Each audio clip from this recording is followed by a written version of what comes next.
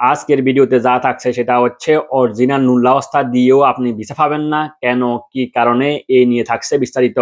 আশা করি বন্ধুগণ পুরো ভিডিওটি আপনারা স্কিপ না করে দেখবেন, তাহলে মূল বিষয়টা কি জানতে পারবেন এবং বুঝতে পারবেন।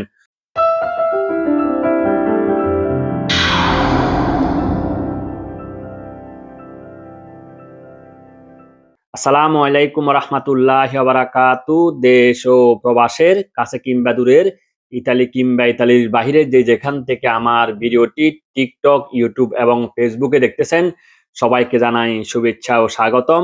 সঙ্গে আছে আমি ফয়সাল, ইতালির ভিসেন্সা থেকে। আশা করি আপনারা যে যেখানে আছেন শান্তিতে এবং নিরাপদে। আপনাদের সকলের সুস্বাস্থ্য ও দীর্ঘ জীবন কামনা করে আমি আমার আজকের এই নতুন গুরুত্বপূর্ণ ভিডিওটি শুরু করতে যাচ্ছি। আশা করি বন্ধুগণ পুরো ভিডিও জুড়ে আপনারা আমার সঙ্গেই থাকবেন ইনশাআল্লাহ। আজকের ভিডিওতে যা থাকছে সেটা হচ্ছে অরিজিনাল নুল্লাওস্তা দিয়েও আপনি ভিসা পাবেন না, কেন কি কারণে এই নিয়ে থাকছে বিস্তারিত। আশা করি বন্ধুগণ পুরো ভিডিওটি আপনারা স্কিপ না করে দেখবেন, তাহলে মূল বিষয়টা কি জানতে পারবেন এবং বুঝতে পারবেন। মূল ভিডিও যাওয়ার পূর্বে যে সকল বন্ধুগণ আমার ভিডিওটি নতুন দেখতেছেন, আশা করি লাইক এবং শেয়ার দিয়ে কন্টিনিউ করবেন। আর যদি পেজে নতুন এসে থাকেন, আশা করি আপনারা আমার পেজকে ফলো করতে ভুলবেন না। সেই যাই হোক বন্ধুগণ, কথা না বাড়িয়ে চলুন শুরু করা যাক আজকের এই গুরুত্বপূর্ণ ভিডিওটি। মূলত বন্ধুগণ, যে সকল কারণে আপনি আপনার অরিজিনাল নুল্লাওস্তা দিয়েও ইতালি ভিসা পাবেন না, বা আপনার ভিসাটা রিজেক্ট বা ক্যান্সেল হয়ে যেতে পারে, কেন কি কারণে, আমি এখন আপনাদের সামনে এক এক করে সে সকল কারণগুলো নিয়ে আসবো বা তুলে ধরবো। আর সে সকল কারণগুলো হচ্ছে, নাম্বার ওয়ান হচ্ছে রেভোকাতো নুল্লাওস্তা। অর্থাৎ বন্ধুগণ, রেভোকাতো অর্থ হচ্ছে আপনার প্রত্যাহার করা বা বাদ দিয়ে দেওয়া। অর্থাৎ বন্ধুগণ, আপনাদের নামে যে সকল নুল্লাওস্তাগুলা ইস্যু হয়েছে প্রথমে, পরবর্তী সময় ওই সকল নুল্লাওস্তাগুলা কোনো না কোনো কারণে আপনার ফেপুতুরা এই নুল্লাওস্তাগুলোকে ক্যান্সেল বা বাদ দিয়ে দিয়েছে, আর আপনি ওই নুল্লাওস্তা দিয়ে ফাইল সাবমিট করেছেন, এবং আর এই কারণে মূলত বন্ধুগণ আপনি ইতালি ভিসা পাবেন না। নাম্বার টু হচ্ছে আপনার এলকিউ নুল্লাওস্তাকে এলএন বানিয়ে পরবর্তী সময় বিএফএস গ্লোবালে ফাইল সাবমিট করা। যারা এই ধরনের নুল্লাওস্তাগুলাকে এলকিউ নুল্লাওস্তাগুলাকে এলএন বানিয়ে ফাইল সাবমিট করেছেন, এটা মূলত এক বন্ধুগণ এক ধরনের একটা ক্রাইম। আর আপনি এই ক্রাইম করার কারণে আপনার নুল্লাওস্তাটি বাতিল হয়ে যেতে পারে এবং পরবর্তীতে আপনি ভিসা পাবেন না।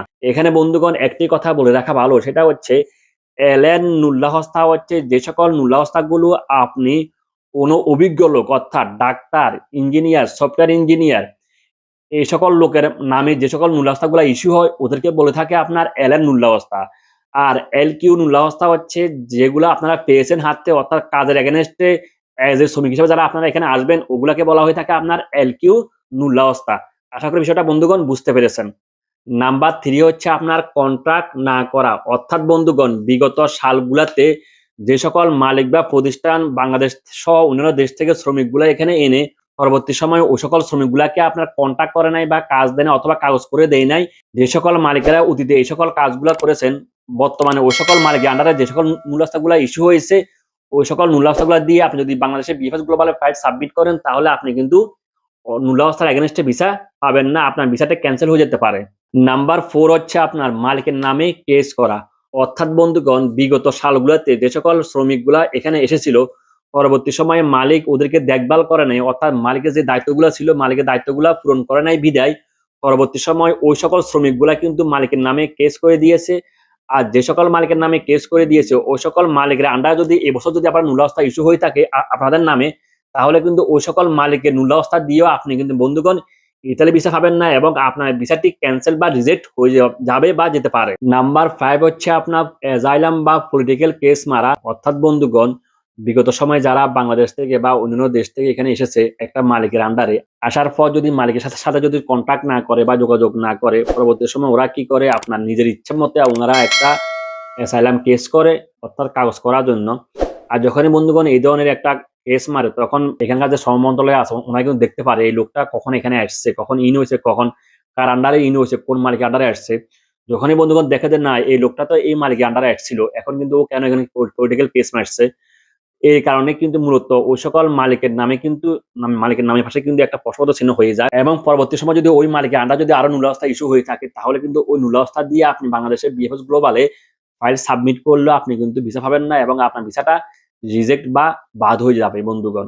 তো বন্ধুগণ, আমি এখানে যে পাঁচটা কারণ নিয়ে এসেছি আপনাদের সামনে, এই পাঁচটা কারণের ভিতরে যদি আপনি যদি একটা ভিতরে যদি আপনি পড়ে থাকেন, তাহলে কিন্তু আপনার নুল্লাহস্তা গুলা বাদ বা রেবোকা হয়ে যাবে এবং আপনি আর ভিসা পাবেন না। বন্ধুগণ, গতকালকের বিষয়টাকে মাথায় রেখে মূলত আমি আজকে ভিডিওটি করতেছি। গতকালকে যে ভাইরা ভিসা রিজেক্ট হয়েছে মূলত ওদের অধিকাংশ লোকের কারণ ছিল কিন্তু এগুলাই বন্ধুগণ। এই কারণে মূলত ভিডিওটি করা। আশা করি বিষয়টা আপনারা বুঝতে পেরেছেন। আর গতকালকে ছিল আপনার ৫/১/২০২৫ আর আজকে হচ্ছে আপনার ৬/১/২০২৫ বন্ধুগণ। আশা করি বন্ধুগণ আপনারা যারা ভিডিওটি দেখতেছেন জেনে গেছেন বা বুঝে গেছেন যে কি কারণে বর্তমান সময়ে আপনার ভিসাগুলা পাইতেছে না বা ভিসাগুলা রিজেক্ট হইতেছে। আপনারা বিষয়টা বুঝতে পেরেছেন বা ক্লিয়ার হয়েছেন। প্রিয় ভাই, বোন এবং বন্ধুগণ, আমি চেষ্টা করেছি আমার আজকের এই ভিডিওতে আপনি অরিজিনাল নুল্লাহস্তা দিয়েও কেন ভিসা পাবেন না বা আপনার ভিসাটি রিজেক্ট হয়ে যেতে পারে, কেন, কি কারণে। আশা করি আপনারা পুরো বিষয়টা বুঝতে পেরেছেন বা ক্লিয়ার হয়েছেন। আমি আশা করি ভিডিওটি শেয়ার করবেন যাতে করে অন্যরাও জানতে পারে এবং উপকৃত হতে পারে। বাংলাদেশ বিএফএস গ্লোবাল এবং ইতালিয়ান স্পন্সর সম্পর্কিত যে কোনো ধরনের নতুন আপডেট নিউজ পেতে আমি আশা করি আপনারা আমার পেজকে ফলো করতে ভুলবেন না। ভিডিও শেষ পর্যায়ে এসে একটি কথা না বললে নয়, সেটা হচ্ছে সেবার মাধ্যমে এগিয়ে যাওয়াই প্রকৃত কল্যাণ। আপনি ভালো থাকুন এবং আপনার কাছের লোকদেরকে ভালো রাখার চেষ্টা করুন। থাকুন আনন্দ লোকে, থাকুন মঙ্গলালোকে। আপনাদের প্রত্যেকের জীবন যেন হয় শান্তি এবং আনন্দময়। দেখা হবে নতুন কোনো আরেকটি ভিডিওতে। সেই পর্যন্ত আল্লাহ হাফেজ। আসসালামু আলাইকুম ওয়া রাহমাতুল্লাহি ওয়া বারাকাতুহু।